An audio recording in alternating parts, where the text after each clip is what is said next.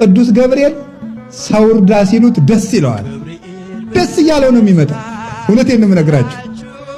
ደስ እያለው ይቀርብ። ደግሞ ደስታ ታድሎታል። ቅዱስ ገብርኤል ትልቅ ደስታ ተሸክሞ ይመጣል። ያ ትልቅ ደስታ አማኑኤል ይባላል። እነሆ ትወልጃለሽ፣ ስሙን አማኑኤል ትይዋለሽ። አማኑኤል የሚለውን ስም ተሸክሞት የመጣ ቅዱስ ገብርኤል ነው። ሐዘን ለነበረበት ዓለም ለመጀመሪያ ጊዜ የመጀመሪያውን ደስታ ይዞት የመጣው ቅዱስ ገብርኤል ነው። ለምኑትም አምላክ ደስታ ያሰማቸዋል። ከልቤ ነው እማምላክ እማምነው እንደምናገር። ቅዱስ ገብርኤል የደስታ መልአክ ነው።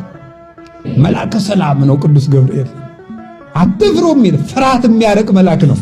ዘካርያስ አትፍራ አለው። ፍርሃት ያርቃል፣ የተቋጠረ ይፈታል።